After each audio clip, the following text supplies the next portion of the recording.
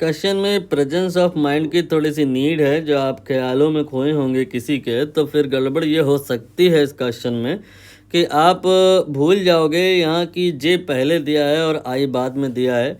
बाकी क्वेश्चन में कुछ नया नहीं है। आप बस इस वेक्टर को दोबारा से लिखें, इसके स्टैंडर्ड फॉर्म में लिखें। स्टैंडर्ड फॉर्म वेक्टर का मोस्टली ऐसा रहता है कि पहले आई वाला टर्म लिखा जाएगा, सो -4i, देन इसके बाद जे वाला लिखा जाएगा, that will be 4j, and इसके बाद में फिर अल्फ़ा के। ये आपका वेक्टर बी हो गया है सपोज करिए। और जो ए वेक्टर है ये तो आपको सीधा सीधा गिवन है, इससे मैंने यहाँ से उठा करके पेस्ट कर दिया। अब ए वेक्टर हमारे को नोन है, बी वेक्टर हमारे को नोन है, और कहा गया है कि सर दोनों वेक्टर जो है ना वो 90 डिग्री पे हैं, परपेंडिकुलर हैं।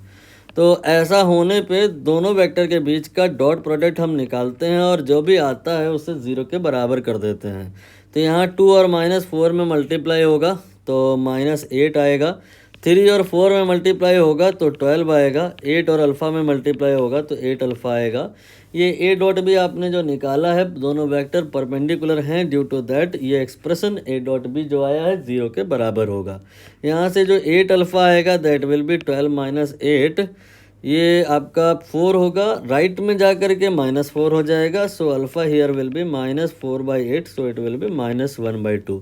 यहाँ पर जो आप अगर ख्यालों में खोए होते तो उल्टा चलते तो आंसर पाते क्या कि -1/2 नहीं आता, 1/2 आता, ए ऑप्शन हो जाता। ए ऑप्शन यहाँ रॉन्ग है, बी ऑप्शन राइट है। अक्सर ऐसा किया जाता है हम लोगों के साथ में।